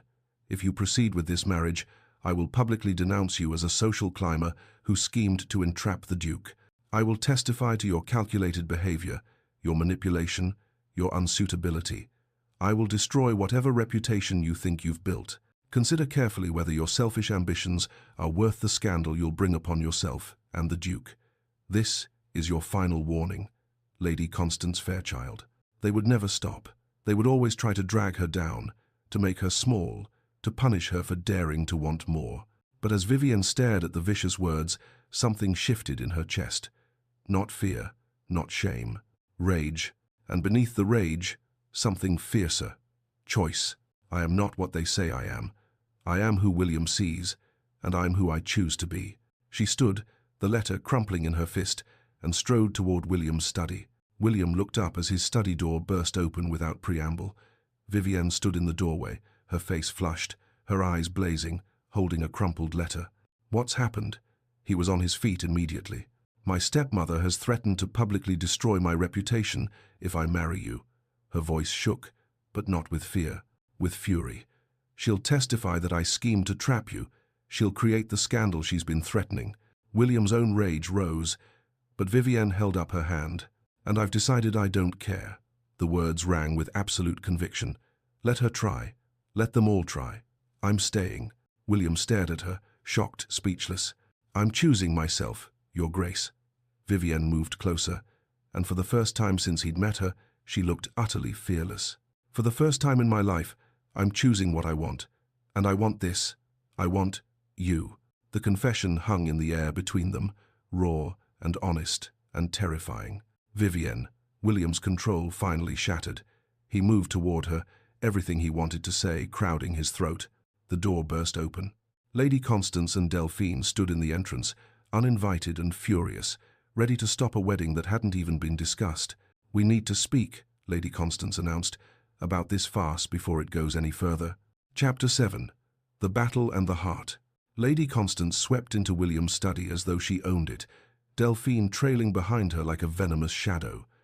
Both were dressed for battle in their finest day clothes, faces set with righteous fury barely contained beneath a veneer of aristocratic propriety. "Your Grace," Lady Constance's voice dripped false concern, "I apologize for the intrusion, but this situation has gone far enough. I must speak with you privately about this arrangement." William's expression went arctic. He didn't move from where he stood close to Vivienne, didn't step away or create distance. If anything, he shifted slightly, placing himself more deliberately between her and her stepfamily. "There is nothing private to discuss," he said, his voice cold as winter stone. "And you were not invited." "We're her family," Delphine interjected, her pretty face twisted with spite. "We have every right to be concerned for her welfare. And yours, Your Grace." She moved closer, her tone shifting to poisonous sympathy. "We're concerned for your reputation, Your Grace. Vivienne has, well, she's misrepresented herself. We thought you should know the truth before you make a terrible mistake." "The truth?" William's voice could have cut glass. Lady Constance seized the opening. "She's a social climber, Your Grace, desperate and manipulative. She must have schemed to catch your attention at the ball, thrown herself at you. She's plain," Delphine added with cruel precision, "past her prime, with no accomplishments to speak of. No connections, no dowry, no skills that would make her suitable for a duchess. Surely you see this match is beneath you." The accusations flew like daggers, each one designed to wound. Vivienne felt them land with the precision of long practice. These were the words that had shaped her self-image for years, the judgments that had hollowed her out from the inside. For a moment, just a moment, she felt herself shrinking. The old patterns reasserted themselves with terrible familiarity. Her voice, when she spoke, wavered with the weight of years. "Perhaps they're right, William. Perhaps I'm not—" "Stop!" The single word cut through everything. William turned to face her fully, and the intensity in his eyes took her breath away. "Don't you dare," he said quietly, fiercely. "Don't you dare let their poison touch you. Not now, not ever again." He turned back to Lady Constance and Delphine, and Vivienne watched his entire bearing transform. This was the Duke of Alden, in full, cold, controlled, and absolutely lethal. "You will address Lady Vivienne with respect," he said, each word precise as a blade, "or you will be forcibly removed from my estate. Those are your only options." Lady Constance sputtered. "Your Grace, we only wish to—" "You wish to continue the systematic destruction you've inflicted for years." William's voice didn't rise, but it filled the room like thunder. "You have spent years tearing down a woman of remarkable intelligence, grace, and strength. You did so to elevate yourselves by diminishing her. That ends now." He advanced on them with the controlled menace of a predator, and both women actually stepped back. "You call her plain?" William's gaze fixed on Lady Constance, with surgical precision. "I see a woman whose face reflects her character, kind, honest, resilient. That's a beauty no amount of powder and pretense can create. That's beauty that lasts, that deepens, that matters." He turned to Delphine. "You call her past her prime? She has a mind that would put most of London's suitable debutantes to shame. I prefer intelligence to vapid youth. I prefer substance to superficial accomplishment." His voice dropped to something truly dangerous. "Lady Vivienne possesses more honor in her smallest gesture than your entire family combined. She endured years of your cruelty and remained kind. That is strength beyond anything you could comprehend." "Your Grace," Lady Constance tried again, but William silenced her with a look. "The marriage is legally binding under the royal registry. It will proceed." Each word was final as a judge's gavel, and if either of you attempt to interfere, spread rumors, or contact Lady Vivienne again, I will use every resource at my disposal to destroy your family's reputation." Lady Constance went pale. "You wouldn't—" "I will expose how you treated her," William continued relentlessly. "I will ensure every drawing room in England knows your cruelty. I will make certain that the name Fairchild becomes synonymous with petty tyranny and social climbing through the abuse of a dependent relative. Don't test me on this, Lady Constance. You will lose." The threat hung in the air, all the more terrifying for being delivered in that cold, controlled voice. Lady Constance understood perhaps for the first time that she'd miscalculated catastrophically. William moved to the bell pull. Two footmen appeared with remarkable speed, as though they'd been waiting just outside. "Escort these women from the estate," William ordered. "They are never to be admitted again. Make certain the staff understands." "Vivienne," Lady Constance's composure finally cracked. "You ungrateful girl. After everything we've done for you, after we took you in when you had nothing, you've done nothing but harm," William said flatly. "Leave, now." The footman moved forward with apologetic but absolute efficiency. Lady Constance was forced toward the door, still sputtering protests. Delphine shot Vivienne one final look of pure venom, but it was impotent now, a snake with its fangs pulled. The door closed behind them. Silence fell like snow. Vivienne stood frozen, shaking so hard she could barely breathe. Everything that had just happened felt surreal, impossible. She'd spent years bearing their cruelty in silence, and in less than 5 minutes, William had destroyed them utterly. "Are you all right?" William's voice was gentle now, the coldness melting into concern. She tried to answer, but no words came. Too much emotion, relief and grief and gratitude and terror all tangled together until she couldn't separate them.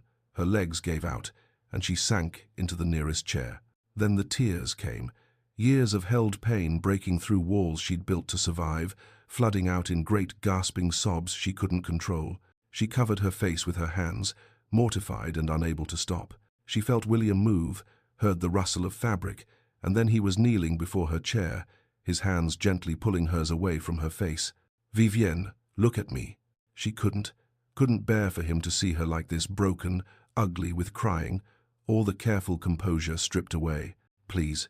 The word was so gentle that it undid her completely. She looked at him through tears and found his face open in a way she'd never seen, vulnerable, concerned, present. "Why?" The word came out choked. "Why do you defend me? I'm nothing special, I'm just—" "Stop." His hands tightened on hers. "Stop diminishing yourself with their lies." "But they're right." The words burst out in anguish. "I am past my prime. I am plain. I have no accomplishments that matter to anyone." "You're wrong." William's voice was fierce. "And I'm going to tell you why. I need you to hear this, Vivienne. Really hear it." She tried to look away, but he wouldn't let her. He held her gaze with his own, and she saw something in his eyes that looked like— No, she couldn't let herself believe it. "5 years ago," William began, his voice rough with emotion, "I loved a woman named Caroline Blackwood.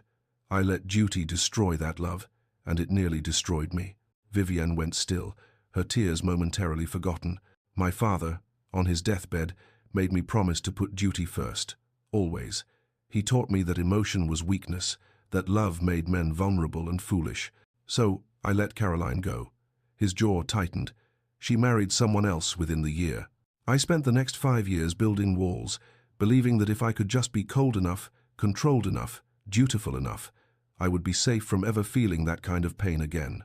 He paused, and when he continued, his voice was raw. "I became exactly what my father wanted. A perfect duke, cold, efficient, alone, William. And then I saw you." His hands framed her face with infinite gentleness. "Standing in my ballroom, watching the dancers with such longing, such open, honest emotion. You weren't performing for anyone. You weren't calculating. You were just feeling. And it was so real, so authentic, that something in me recognized it like a forgotten language." Tears were still streaming down Vivienne's face, but she couldn't look away from him now. "Then I heard your stepsister's cruelty," William continued, "and I saw how you responded with dignity, with grace, with strength I've never possessed. You didn't lash out or crumble or beg. You simply endured, with your head high. And I understood something fundamental." "What?" The word was barely a whisper. "That you had what I'd buried in myself, the capacity to feel deeply despite being taught to hide it, the strength to remain kind despite years of cruelty." His voice dropped to something almost reverent. "I chose you because I saw in you what I'd lost, what I'd convinced myself didn't matter, and I realized it was the only thing that did matter. But I don't." Vivienne struggled for words through the tears. "You're not an obligation," William said firmly. "You're not a charitable gesture. You're not pity, Vivienne. You're the woman who reminded me what it means to be alive, instead of merely existing. I've spent my life performing duty. With you, I finally understand what it means to simply live." Vivienne's breath caught. "You don't mean that." "I've never meant anything more." His thumbs brushed away her tears with exquisite tenderness. "You asked me once why I chose you. The truth? Because you're extraordinary, and the only person who can't see that is you. I'm not extraordinary. Your intelligence challenges me, William interrupted. Your kindness humbles me. Your strength, the strength it took to endure years of cruelty and remain kind, that strength is more valuable than any accomplishment society values. He shifted, still kneeling, bringing their faces level. I don't need a suitable bride, Vivienne. I need you, not despite who you are, but because of who you are. Because you make me want to tear down the walls I've built.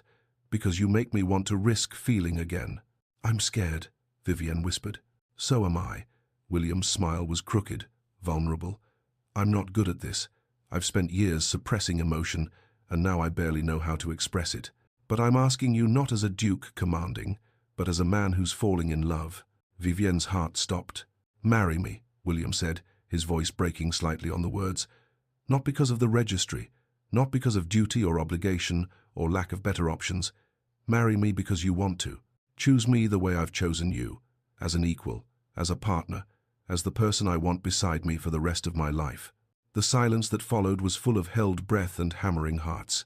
Vivienne looked at him, really looked. She saw past the Duke to the man beneath, the man who'd been wounded by duty and taught that love was weakness. The man who'd risked everything on an impulsive choice because he couldn't bear to see injustice unanswered. The man who was kneeling before her now, offering his heart with shaking hands. He saw her, truly saw her, and he was letting her see him in return. The walls around Vivienne's heart didn't crack. They shattered. I was so afraid to hope, she said, her voice shaking but clear. I've never been chosen before, never been first, never been enough. You're more than enough. But you make me believe I am. Fresh tears spilled over, but these felt different, cleansing. You make me believe I could be. She reached up, touching his face with trembling fingers. Yes, I choose you too. Not because I have no other option, but because I want this. I want you. I'm falling in love with you, William, and it terrifies me, but I'm choosing it anyway. William's control finally broke. He surged up, pulling her to her feet, his hands framing her face with desperate tenderness. Say my name again. William, Vivienne said, and smiled through her tears. He kissed her. It was nothing like the almost kiss in the rose garden. This was passionate, desperate, equal acclaiming for both of them. Vivienne claimed her worth, her right to be loved, her freedom to choose. William claimed his freedom to feel, to love, to be something other than duty incarnate. When they finally broke apart, foreheads touching, both were trembling. I will spend every day proving to you that you were worth choosing, William whispered, and I'll spend every day proving that you were right to choose. They stood holding each other, two wounded people who'd finally found home in the most unlikely of places. A gentle cough from the doorway made them both look up. Mrs. Beatrice stood there, taking in the scene with a knowing smile. Shall I inform the staff to prepare for a wedding, Your Grace? William didn't take his eyes off Vivienne. Yes, as soon as possible. I've waited long enough to make her my Duchess. Vivienne laughed, actually laughed, giddy and free for the first time in her life. Then I suppose we'd better start planning, Your Grace. William grinned, and he looked young and unguarded and happy. William, just William. Very well. Vivienne's smile was radiant. William, Chapter 8, The Spinster's Crown. 2 weeks transformed Alden Estate from a monument to duty into something that felt, impossibly, like home. Vivienne moved through its corridors with quiet confidence now, no longer a guest or an interloper, but someone who belonged. She'd suggested changes to the household management that Mrs. Beatrice had implemented with enthusiasm. She'd befriended the staff, learning their names and their stories. She'd spent hours in the estate office with William, reviewing accounts and discussing improvements to tenant housing. She was no longer hiding in shadows. She was claiming her place in the light. Now, on her wedding morning, she stood in her chambers as Mrs. Beatrice fastened the last button on the most beautiful gown she'd ever seen. The modiste had outdone herself, deep ivory silk that seemed to glow against Vivienne's skin, elegant without being ostentatious, sophisticated without trying too hard. The cut was modern, the details exquisite, and it fit as though it had been made for a duchess, which, Vivienne supposed, it had been. There now, my lady. Mrs. Beatrice stepped back, tears shining in her eyes. You look, oh, you're beautiful. Vivienne turned to the full-length mirror and barely recognized herself, not because she looked so different, but because the woman looking back at her was so clearly undeniably confident. Her shoulders were straight, her chin was high, her eyes held certainty instead of doubt. She thought of the girl in the attic at Fairchild Manor, the one who'd believed she would never be chosen, never be first, never be enough. I'm not that girl anymore, Vivienne thought. I'm the woman I chose to become. I've never seen His Grace so happy, Mrs. Beatrice said, dabbing at her eyes. Not in all the years I've known him. You've given him something I didn't think he could have, joy. He gave me the same, Vivienne said softly. He saw me when I was invisible, and he taught me to see myself. Mrs. Beatrice smiled. Then, you'll make each other very happy indeed. The chapel at Alden Estate was ancient and beautiful, its stone walls softened by centuries of prayer and celebration. Every pew was filled with society's elite. William had insisted on a proper wedding, a public declaration that this was no shame or secret, but a marriage he was proud to claim.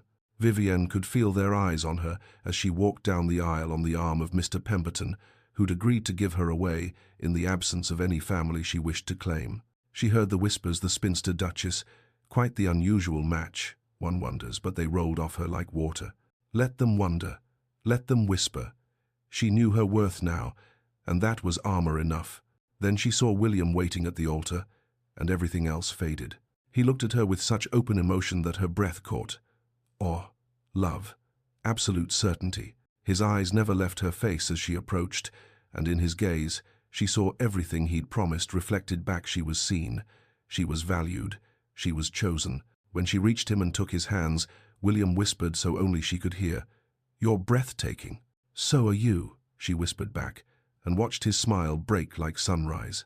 The ceremony was traditional, the words familiar and sacred, but when the vicar asked if they wished to add personal vows, they both said yes. Vivienne went first, her voice clear and strong. "I vow to never hide in shadows again, to claim my place beside you, not behind you, to be your equal and your partner in all things, to see you as you truly are, and love you for it." William's voice was rough with emotion. "I vow to never let duty silence my heart again, to choose love over obligation, always, to see you, always, as you truly are extraordinary, and to spend every day proving that you were worth choosing." Several guests shifted uncomfortably. The intimacy of it, the raw honesty, was unseemly by society's standards. It was too real, too vulnerable, too honest. Vivienne couldn't have cared less. When the vicar pronounced them husband and wife, William kissed her with a tenderness that made her heart ache and soar simultaneously. The congregation applauded, but she barely heard it. She was too busy being happy. The wedding breakfast was held in Alden Estate's grand ballroom, the same room where, weeks ago, Vivienne had stood invisible on the periphery while her stepsister mocked her. Now she stood at its center as the Duchess of Alden, William's hand warm on her back, society pressing forward to offer congratulations. At the edge of the crowd, nearly hidden by a column, Vivienne caught sight of two familiar figures. Lady Constance and Delphine stood watching, uninvited to the reception but unable to resist attending the church ceremony. They looked diminished, somehow bitter and small, their finest gowns unable to disguise the defeat written across their faces. Vivienne looked at them and felt pity, not anger, not triumph, just a sad understanding that they would never know what she'd found, the freedom that came from being truly seen and truly loved. Her eyes met Delphine's across the room. Her stepsister's gaze was venomous, but Vivienne held it calmly until Delphine looked away first. That small victory felt like closing a chapter. William led her onto the dance floor for their first dance as husband and wife. The orchestra played something soft and romantic, and they moved together with an ease that felt like they'd been dancing together for years. "Are you happy?" William asked quietly, his hand warm at her waist. "I didn't know I could be this happy." Vivienne looked up at him, seeing the man beneath the title Her William, who debated philosophy and smiled in rose gardens and looked at her like she was his whole world. "Is it always like this?" "I don't know." His smile was tender. "But I intend to find out. With you." They were lost in each other when an imperious voice cut through the music. "Your Grace." Vivienne turned to find an elderly woman approaching Lady Pemberton, the matriarch of one of England's oldest families. She'd been at the ball, Vivienne remembered. She'd heard everything Delphine had said. "Lady Pemberton." Vivienne kept her voice steady, though she felt William's hand tighten protectively on her waist. "I must say, this match is unexpected," Lady Pemberton's voice carried, and the surrounding conversations quieted. Guests turned to listen, scenting potential scandal. Vivienne felt the old instinct to shrink, to apologize, to make herself smaller, but William's presence beside her was solid and certain, and she'd made a vow not to hide anymore. She met Lady Pemberton's eyes calmly. "Indeed, Lady Pemberton, I expect many find it so. But then, the best things in life are rarely what we expect, are they?" Lady Pemberton's eyebrows rose. "And are you prepared for the responsibilities of being a duchess?" It was a challenge, delivered publicly, designed to expose inadequacy. Vivienne smiled. "I've spent 28 years being invisible, my lady. I've learned to observe, to think, to adapt. I may not have been raised for this role, but I intend to excel at it nonetheless. After all, being overlooked teaches one to see what others miss." The silence that followed was absolute. Then Lady Pemberton's stern expression cracked into something that might have been approval. "Well said, Your Grace." She inclined her head. "I believe you'll do quite well indeed." As the elderly Duchess moved away, William leaned close to whisper, "You were magnificent." Vivienne felt surprise bloom into pride. "I was, wasn't I?" "You are," William corrected, and the look in his eyes made her feel invincible. Evening came soft and golden. William and Vivienne slipped away from the reception as the sun painted the sky in shades of amber, and rose, walking hand in hand toward a small cottage at the edge of the estate grounds. It was beautiful in its simplicity, stone walls softened by climbing roses, windows glowing with candlelight, a place meant for intimacy rather than grandeur. Finally, alone, the formality that had carried them through the day dropped away. Vivienne looked at William, her husband, and felt nerves flutter alongside desire. "We don't have to rush anything," William said gently, reading her expression with the understanding that had drawn her to him from the start. "Tonight, tomorrow, we have time." "I want this." Vivienne moved closer, touching his face with tentative fingers. "I want you. I'm just nervous." William caught her hand, pressed a kiss to her palm. "So am I." "You? The Duke of Alden? Nervous?" The Duke of Alden had a reputation to maintain. His smile was crooked, vulnerable. But William is terrified of disappointing the woman he loves. They sat together on the edge of the bed, still in their wedding finery, and talked about fears and hopes, about expectations and dreams, about the thousand small uncertainties that came with binding two lives together. "I've imagined this moment," William admitted. "But now that it's here, all I can think is that I want to be worthy of the trust you're giving me." "You've already given me more than I dreamed possible." Vivienne leaned her head against his shoulder. "You gave me myself back. That's worth everything." The intimacy that followed was tender and equal, born of genuine emotion rather than mere duty or obligation. Afterwards, lying tangled together in candlelight, Vivienne felt something settle in her chest that might have been peace. "I never thought I'd have this," she whispered. "Any of this." "Neither did I." William's arm tightened around her. "I thought duty was all I'd ever have, cold obligation and an empty house. And now? Now I have everything." He pressed a kiss to her temple. "Now I have you." Dawn came gentle through the cottage windows. Vivienne woke to William's heartbeat beneath her ear, his arm solid around her waist, and felt contentment so profound it was almost painful. "Good morning, wife," William murmured, still half asleep. "Good morning, husband." The words felt strange and wonderful on her tongue. They talked as morning light strengthened about plans and possibilities. Vivienne wanted to start a charitable program for women without prospects, wanted to be involved in estate management, wanted to use her position to create change. William not only agreed but actively encouraged it, offering resources and connections. They were true partners, equals planning a life together rather than a duke directing his duchess. When they finally returned to the manor hand in hand, the staff greeted them with genuine warmth. Mrs. Beatrice's smile was knowing, and even the footmen looked pleased. A letter waited on the hall table, an invitation to a grand ball in London. Vivienne picked it up, remembering the last ball, the humiliation, the fear, the moment everything had changed. "Shall we attend?" William asked. Vivienne looked at the invitation, then at her husband, then at herself in the hall mirror. She saw a duchess, a partner, a woman who knew her worth. "Yes," she said confidently, "I'm ready." 4 weeks later, the Duke and Duchess of Alden were announced at Lady Ashworth's ball in London. Every head turned not in mockery, but in curiosity and respect.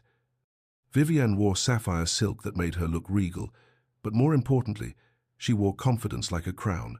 William's pride in her was obvious in every glance, every touch, every public display of affection that made society's matrons tut and secretly envy. They moved onto the dance floor, and the crowd parted for them. Vivienne caught several young women watching, not with pity or contempt, but with something that looked like admiration. She was proof that the world's judgments weren't final, that being overlooked didn't mean being worthless. As they danced, Vivienne's attention snagged on a young woman standing alone at the room's edge. She was perhaps 20, dressed in an outdated gown, watching the dancers with the same wistful longing Vivienne remembered feeling. Invisible, overlooked, uncertain of her worth. No one should ever feel invisible, Vivienne thought fiercely. Later, I'll speak to her. I'll make sure she's seen. What are you thinking? William asked, following her gaze. That I want to change the world. Vivienne looked up at him, seeing her partner, her equal, her love, starting with one girl at a time. William's smile was radiant. Then we'll change it together. They danced, equal partners in every way. Two people who'd found each other in the shadows and brought each other into the light. Two people who'd been called unworthy by a world that didn't know how to see past its own narrow definitions. I spent 28 years being told I was nothing, Vivienne thought as William spun her through the figures. That I was invisible, unworthy, past my prime. I believed them. I thought the shadows were where I belonged. But William saw me, truly saw me, and in seeing me, he taught me to see myself. I'm not invisible. I never was. The world was simply looking in the wrong places. And now I'm exactly where I'm meant to be. She had been called past her prime, unworthy, invisible. He had been called cold, heartless, untouchable. Together, they rewrote the endings society had written for them both. And in doing so, they discovered that being seen, truly seen, was worth every risk. And so, dear friends, Lady Vivienne Fairchild, once dismissed as a spinster past her prime, became the Duchess of Alden. Not through schemes or manipulation, but through the simple, radical act of being seen for who she truly was. She had spent 28 years invisible, but the Duke saw her, and in seeing her, he taught her to see herself. Sometimes, the world tells us we're too old, too plain, too late.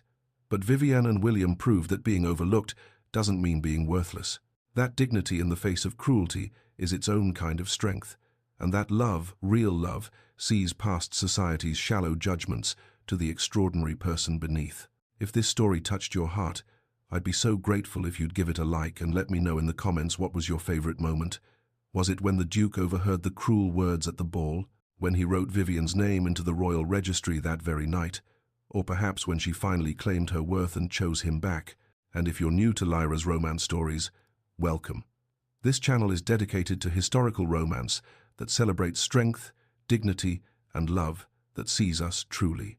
I have so many more stories waiting for you, dukes and earls, wallflowers and blue stockings, second chances and unlikely matches. Hit that subscribe button and ring the notification bell so you never miss a story. Because every week, I bring you tales of women who refused to accept the world's limitations and the men who were brave enough to see them. Remember, dear listeners, you are never too old, never too late, never past your prime to be chosen, to be loved, to be seen. The right person will see your worth when the world looks away, and that is worth waiting for. Thank you for spending this time with Vivienne and William. Until our next story, may you always know your worth, may you always be seen, and may you always choose love. This is Lyra, reminding you that the best love stories are the ones where both people find themselves by finding each other. Like if you loved this story, comment your favorite moment, subscribe for more historical romance.